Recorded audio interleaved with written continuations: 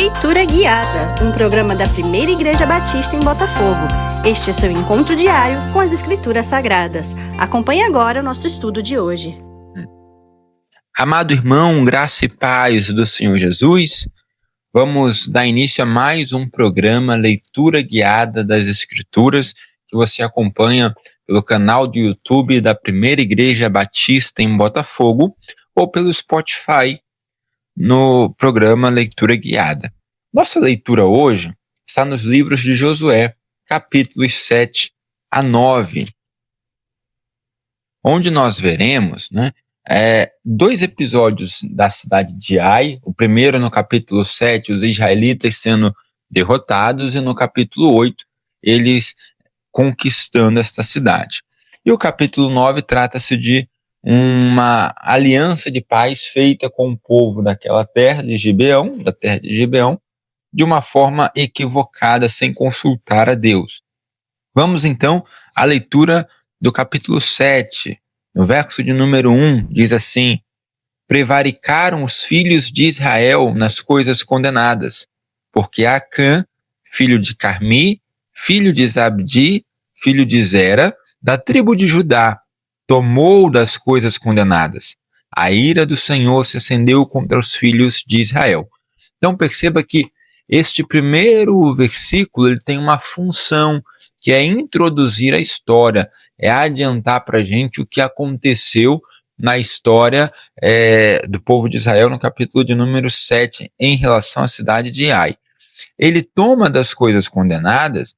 Essas coisas condenadas são as coisas condenadas à cidade de Jericó, que no capítulo 6 foi tomada, foi destruída, e a ordem era para que se destruísse tudo, queimasse a cidade, e todos os utensílios de prata e ouro seriam consagrados ao Senhor e doados para o tesouro do tabernáculo, como está lá no verso de número 19 do capítulo de número 6.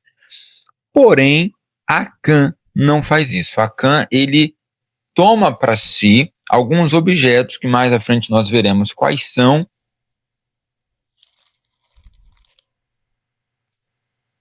que estão mencionados lá no verso 21, e leva os filhos de Israel então a pecar. Agora perceba o verso de número 1, ele diz assim as palavras, olha, ele traz a ideia de prevaricaram.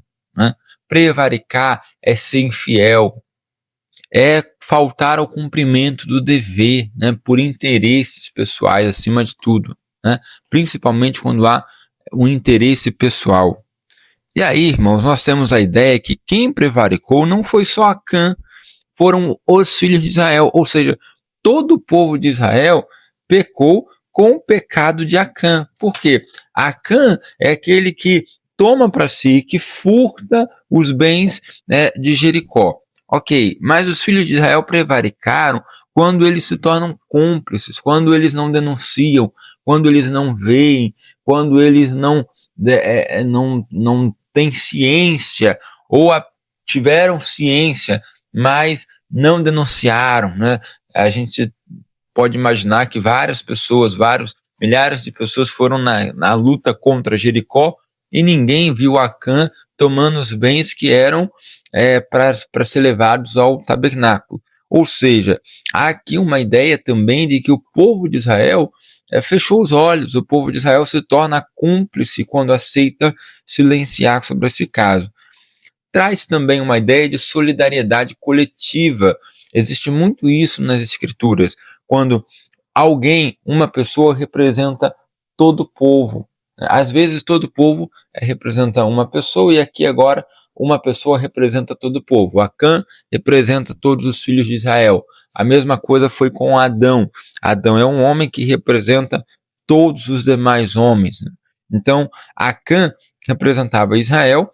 Por conta do pecado de Acã, todo Israel pecou. Israel também se torna responsável pelo pecado de Acã. No verso 2, vem a estratégia de Josué para Ai. Ele então envia 2 espias para subir e espiar a terra. Então veja que ele repete a instrução, repete a estratégia feita em Jericó. Ele envia 2 espias, como em Jericó também enviou 2 espias, porque a estratégia em Jericó deu certo, agora ele traz a estratégia de novo para a cidade de Ai. Porém, quando os espias voltam, eles voltam com um problema que está implícito no texto. Veja, no verso 3. E voltaram a Josué e lhes disseram, não suba todo o povo, subam uns 2 ou 3 mil homens a ferir Ai. Não fatigueis ali todo o povo, porque são poucos os inimigos. Perceba que aqui o texto não diz para a gente, mas ele deixa a nosso juízo, né, um certo orgulho no coração desses espias. Porque lá no capítulo 8, lá no verso de número 25, a gente vai ver que foram mortos em Ai 12 mil pessoas entre homens e mulheres. Se você tem 12 mil pessoas, vamos colocar aí 6 mil homens de guerra, né? Você não pode ir para uma guerra com 2 ou 3 mil soldados. Se a cidade adversária tem em torno de 6, ainda que tivesse menos, vamos imaginar que desses 6 mil, apenas 4 estavam aptos para a batalha. Então, se você tem 4, você não pode guerrear com 2 ou 3, porque o seu número é inferior, né? Você tem que ir sempre com uma quantidade de reserva, ou seja, sempre a mais. Se a cidade de Ai teria 4 mil ou 6 mil homens, Israel deveria ir no mínimo com 10 para ter uma vantagem numérica em campo, se fosse uma guerra, né, militar comum. Então o povo, os espias vão com 2 ou 3, ordenam ir com 2 ou 3. Já um sinal de orgulho, de soberba, um sinal de que eles acreditavam que não poderiam mais ser derrotados, um certo comodismo nessa situação. Perceba também que em nenhum momento Deus é mencionado nesta história, do verso 2 em diante, que conta a estratégia para destruir Ai.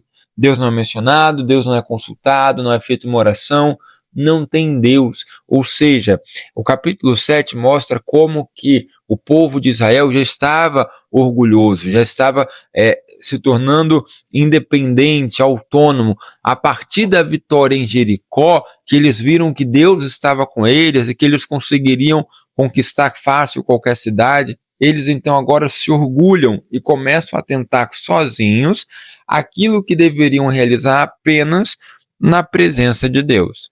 Também um resultado de orgulho e um sinal de pecado deste povo. E no verso 4 nós temos então a conclusão dessa narrativa que diz, olha, assim subiram lá do povo uns 3 mil homens, os quais fugiram diante dos homens de Ai. E no verso 5 traz uma explicação dessa fuga, né? Os homens de Ai feriram deles uns 36. Perceba que 36 homens morreram, e quando eles derrotaram Jericó com Deus, nenhum homem morreu. Mas aqui em Ai, sem Deus, 36 pessoas foram mortas como castigo aí do pecado. E o verso 5 termina dizendo que o coração do povo se derreteu e se tornou como água, ou seja, o povo ficou assustado, amedrontado. Do verso 6 até o verso de número 9, nós temos o clamor de Josué para Deus, né? Então veja que ele rasga suas vestes, se prostra sobre o rosto em terra, né? Joga pó sobre a cabeça junto com os anciãos de Israel, ou seja, uma cena clássica de luto, né, e de grande angústia, e ele questiona Deus no verso 7. Ah, Senhor Deus, por que fizeste este povo passar o Jordão para nos entregares nas mãos dos amorreus, para nos fazerem perecer? Ou seja, Josué aqui adota a mesma reclamação do povo no deserto, querendo voltar para o Egito. Todas as vezes que o povo de Israel enfrentava uma dificuldade no deserto, eles mencionavam o Egito e perguntavam a Deus por que Deus teria levado eles até aquele deserto. Josué era um habitante deste povo. Josué era alguém que fazia parte desse povo, portanto, né, o fruto não caiu longe da árvore. Ele se comporta tal qual esse povo duro, né, no deserto. Ele questiona Deus, inclusive ele questiona o propósito de Deus. Veja, você nos trouxe aqui para nos fazer perecer, ou seja, qual é o propósito de Deus em trazer o povo até a cidade de Ai, né? Tomara, e ele ainda diz assim, olha, tomara nos contentáramos com ficarmos além do Jordão, ou seja, seria melhor ficar antes do Jordão, seria melhor não passar do Jordão, e ele nem leva em consideração aqui a vitória sobre Jericó, a ingratidão, né, do coração de Josué, a incredulidade do coração de Josué, né, e também essa incredulidade e ingratidão vinda de um sentimento de soberba, porque ele achava que iria conquistar todas as cidades a qualquer custo. Então nós vemos aqui a raiz de amargura, a raiz da idolatria, a raiz da incredulidade, a raiz do orgulho, a ponto de questionar a Deus e pensar em voltar para o Egito e questionar os propósitos de Deus na nossa vida. Então, nós precisamos entender que os propósitos de Deus nunca devem ser questionados. Às vezes nós não entendemos, mas o fato de não entendermos não quer dizer que não existam propósitos, não quer dizer que Deus não esteja do nosso lado e não quer dizer que não seja melhor cumprir a vontade de Deus. É sempre melhor fazer a vontade de Deus e nunca se acomodar ou se orgulhar disso que faz, né? Nós somos servos bons. Na verdade, a Bíblia diz que nós somos servos inúteis se fazemos apenas aquilo que nos mandam. Então, a ideia é obedecer a Deus e não duvidar dos seus propósitos. Então, no verso de número 8, veja Josué preocupado com a fama. Olha, Senhor, que direi? Pois Israel virou as costas diante dos seus inimigos. Ou seja, o que eu vou falar? O que eu vou dizer para o povo? E aqui ele não entende que é também papel do líder liderar o povo diante das crises, não se omitir diante das dificuldades. Ele estava com medo de ir até o povo e falar com esse povo, qual razão eu vou dar, qual explicação eu vou dar. Mas é papel do líder ir adiante do povo até nos momentos de dificuldade, até nos momentos em que ele não quer aparecer, que ele não quer liderar. E para Josué, que precisava comprovar a sua liderança, comprovar a sua autoridade, porque ele tinha na sombra dele Moisés, talvez isso fosse um peso. Mas a gente precisa lembrar que também Moisés esteve com o povo numa derrota lá em Horma, no capítulo de número 14 de Números, onde o povo, após ouvir os espias, se rebela, diz que não quer entrar na Terra Santa. Moisés então repreende e o povo então vai lutar contra os habitantes de Horma e ali são derrotados. Também teve derrotas militares com Moisés, embora nesse episódio em si ele não foi até a batalha, ele foi até contrário a essa luta, mas também havia uma derrota. Então Josué, ele tinha que ter autoridade, tinha que ter a força para aparecer diante do povo. Veja o verso 9, olha. Ouvindo isto, os cananeus e todos os moradores da terra nos cercarão e desarraigarão o nosso nome da terra. E então que farás ao teu grande nome? Ou seja, Josué coloca aqui duas consequências dessa derrota. A primeira, que o povo de Canaã, que estava com medo dos israelitas, agora não teria mais medo, teria coragem, teria força, né? E se reuniriam para exterminar Israel.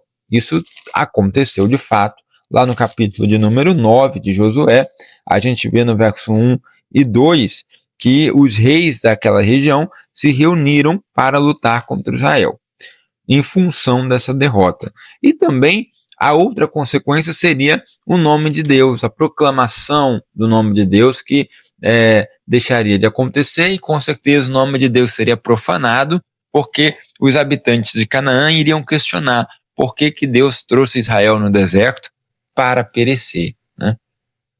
Do verso 10 até o verso de número 12, nós temos Deus respondendo a a Josué. Veja, Deus dizendo para Josué, levanta-te, porque estás prostrado assim sobre o rosto, ou seja, a ordem para levantar, para não ficar prostrado, para não ficar caído, para enfrentar as dificuldades. E é assim que é a nossa vida, nós enfrentamos as dificuldades, nós não podemos nos submeter às tribulações, às dificuldades da vida, então, as derrotas, né? Então, Josué deveria se levantar e Deus explica para ele no verso 11, Israel pecou, violaram a minha aliança, aquilo que eu lhes ordenara, pois tomaram das coisas condenadas e furtaram e dissimularam e até debaixo da sua bagagem o puseram. Então, lá no verso 12, por conta desse pecado, Deus menciona que já não seria com eles, caso eles não tivessem eliminado do meio deles a coisa roubada. Então, a partir desse momento, a partir do verso de número 14, aliás, Deus vai falando com Josué até o verso de número 15. A partir do verso 16, Josué então se levanta de madrugada, veja essa expressão novamente acontecendo, Josué se levanta de madrugada. Eu já mencionei isso aqui, todas as vezes que o texto apresenta para a gente a ideia que Josué se levantou de madrugada, por exemplo, isso vai se repetir no capítulo 8, verso 10, é porque alguma virada, algum acontecimento importante estava para acontecer. E essa expressão, Josué se levantou de madrugada, ela também aparece no capítulo 2, quando Josué vai cruzar o Jordão, aliás, no capítulo 3, e também no capítulo 6, quando ele vai conquistar Jericó. Então, sempre que aparecer a expressão Josué se levantou de madrugada, nós temos uma virada de acontecimentos na vida de Josué ou do povo. Lança-se sortes ali, ou seja, uma espécie de sorteio, lançando o Urim e o Tumim, as pedras preciosas do sumo sacerdote. O texto não diz isso, mas a ideia que se faz aqui é essa, né? E encontra-se então Acã da tribo de Judá, da tribo, uma das tribos mais favorecidas, né, e mais importantes, a tribo de Judá. Bom, verso 19, Josué se volta para ele e questiona então: filho meu, dá glória ao Senhor, Deus de Israel, e a ele renda louvores, e declara-me agora o que fizeste, não me ocultes. Quando Josué diz para Acã dar glória a Deus, não quer dizer que Acã ia começar um momento de louvor, não quer dizer que Acã ia começar a cultuar a Deus, não. Quer dizer que Acã iria ou deveria confessar o seu pecado, e confessando o pecado, ele estaria glorificando a Deus. A ideia aqui é que sempre que a gente traz à luz aquilo que estava em trevas, a gente traz à luz um pecado, um crime que estava escondido, Deus é glorificado, porque Deus é luz, Deus é amor, aliás, é amor, mas ele é transparência, ele é luz, ele é verdade. Então, toda vez que a verdade é falada, Deus é glorificado.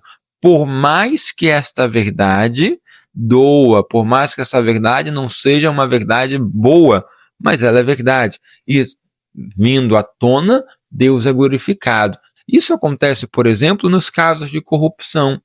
Toda vez que acontece um caso de corrupção, e ele vem à tona, e a Polícia Federal descobre, e começam-se então os processos, Deus está sendo glorificado. Ah, mas Deus está sendo glorificado num processo de corrupção? Sim, porque veja bem, esse processo de corrupção estaria acontecendo de forma oculta, talvez há anos, sem que ninguém percebesse, e agora ele vem à luz, e as pessoas envolvidas serão condenadas, serão julgadas, né? Ou seja, o nome de Deus será glorificado, porque essas pessoas que faziam parte deste processo receberiam ali então sua condenação ou a sua punição. É o que acontece aqui com Acã. Acã participou de um processo de corrupção. Ele reteu para si algo que não era dele, né? É tido como um furto, é a quebra do mandamento, não furtarás. Portanto, quando isso vem à luz, Deus está sendo glorificado. E é o que acontece no verso de número 20, olha. Respondeu Acã a Josué e disse: verdadeiramente pequei contra o Senhor, Deus de Israel, e fiz assim e assim. Então perceba, Acã glorificando o nome de Deus, confessando que ele pecou contra o Senhor. E quando você confessa que pecou contra o Senhor, você coloca no devido lugar essas pessoas. Acã é o pecador, Deus é o santo. A gente peca contra Deus, mas Deus não peca contra a gente. Nós, quando pecamos, quando erramos, nós ferimos a santidade de Deus e atentamos contra a santidade de Deus. Assim, quando há a confissão, Deus é glorificado. Agora o verso 21, que também é um texto importante. Veja: quando vi entre os despojos uma boa capa babilônica, 200 ciclos de prata, e uma barra de ouro do peso de 50 siclos, cobicei-os e tomei-os, e eis que estão escondidos na terra, no meio da minha tenda, e a prata por baixo. Veja os verbos que Acã utiliza: vi, cobicei e tomei.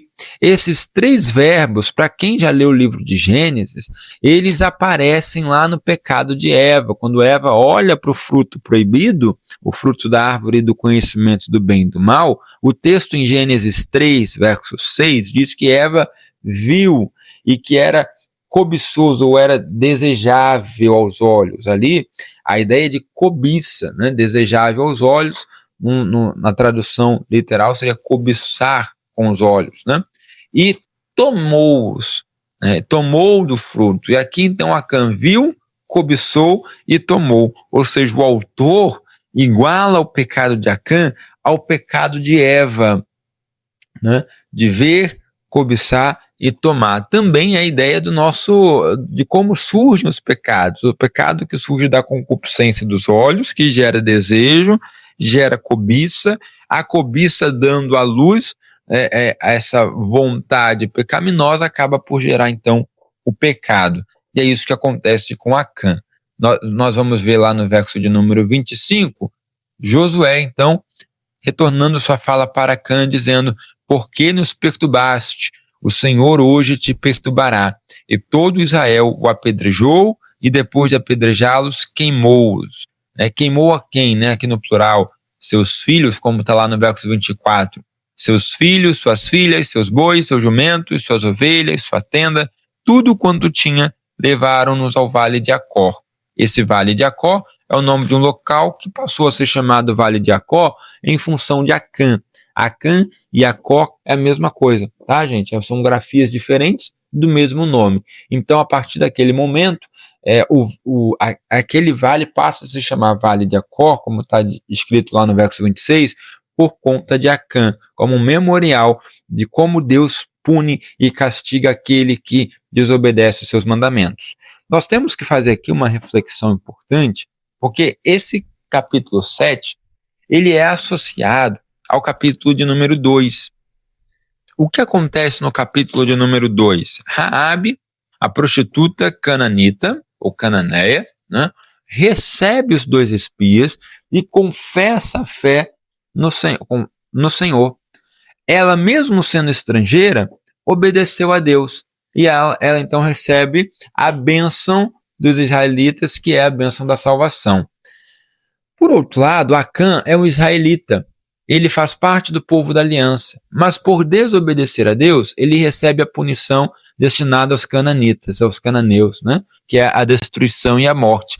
Ou seja, uma estrangeira recebeu a bênção de Israel e um israelita recebeu a condenação dos cananeus. Para a gente perceber que a salvação, já neste momento da história, ela não estava exclusiva para Israel. Israel deveria ser luz das nações, e todos aqueles que quisessem, por conta de Israel, ser fiéis a Deus, encontrariam esse espaço de salvação. Mas aqueles dentro de Israel que não fossem fiéis a Deus, receberiam o mesmo destino das nações estrangeiras, que é a morte e a condenação.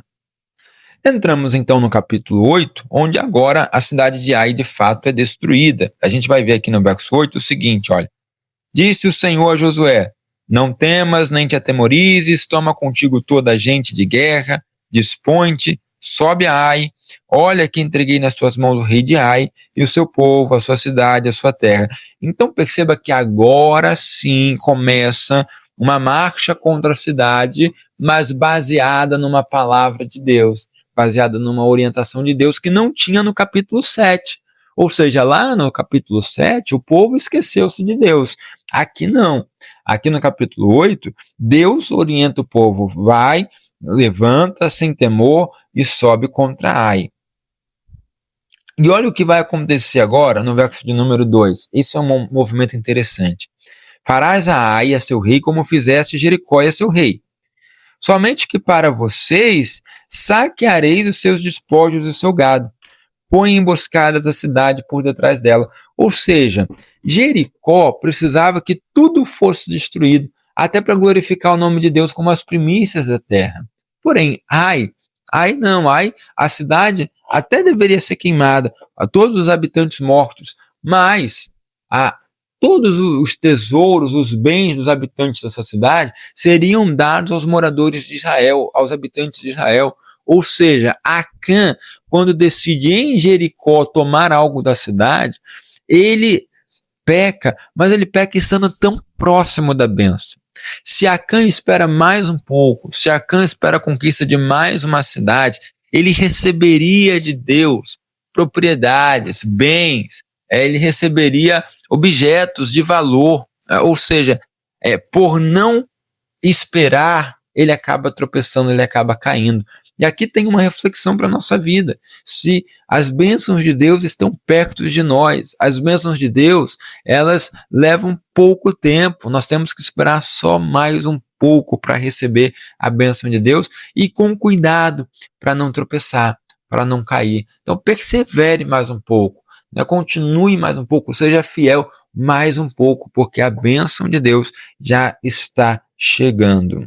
Verso de número 3 diz que Josué escolheu 30 mil homens valentes, ou seja, não são mais os 2 ou 3 mil do capítulo 7, mas são 30 mil homens. Perceba aqui a vantagem numérica sobre essas pessoas, né, sobre a cidade de Ai. Deus ordena então uma emboscada, né, parte dos homens vão à frente, vão lutar, a maior parte vai à frente, vai para a guerra, enquanto outra parte, uma parte menor, se coloca então de trás da cidade de Ai. E aí, quando os habitantes de Ai veem essa boa parte do exército de Israel, eles vão atrás desse exército, o exército foge, então, simulando o que teria acontecido no capítulo 7, eles teriam fugido diante dos habitantes de Ai, numa estratégia para esvaziar a cidade, porque os soldados iriam até o campo, iriam lutar com eles fora da cidade. Quando os soldados de Ai saem da cidade, então a parte do exército de Israel que estava na emboscada, entra na cidade, taca fogo na cidade, começa a matar todas as pessoas dali e vão se encontrar então com os habitantes de Ai no meio do campo, ali do vale, formando então ali uma emboscada, né? Os habitantes de Ai, os soldados, estão presos encurralados entre duas partes do exército de Israel. Veja que a instrução de Deus, ela vai do verso 1 até o verso de número 9. No verso de número 10, já começa aquela expressão de novo. Levantou-se Josué de madrugada, passou revista ao povo e subiram ele e os anciãos de Israel diante do povo de Ai. No verso 17, veja, nenhum só homem ficou em Ai, esses moradores da cidade, os soldados de Ai, nem em Betel, que não saísse após os israelitas, e deixaram a cidade aberta e perseguiram Israel. Veja aqui também a confiança, mais uma vez o pecado da confiança, agora dos moradores de Ai, porque eles estão certos que eles vão derrotar Israel. E nessa certeza, eles se esquecem das coisas mais básicas e mais simples, que era ter alguém na cidade para defendê-la. Então, o nosso orgulho, a nossa confiança exacerbada, nos leva a esquecer dos pequenos detalhes, das pequenas coisas que não poderiam ser esquecidas. Isso é uma reflexão para a nossa vida. Quais são aquelas coisas mínimas que nós estamos deixando de fazer só porque estamos mais confiantes, porque melhoramos de vida, né? Será que você, por exemplo, ainda ora ao acordar, ainda ora ao dormir, ainda ora ao almoçar? Será que você ainda tem hábitos de confiança em Deus, ou você está cada vez mais distante de Deus e confiando na sua vida, na sua força e na sua própria inteligência? Bom, no verso 27, então, os israelitas saqueiam a cidade e tomam para si gados e despojos daquela cidade, segundo a palavra do Senhor. No verso 29, ao rei de Ai enforcou e deixou no madeiro até a tarde, ao pôr do sol, por ordem de Josué.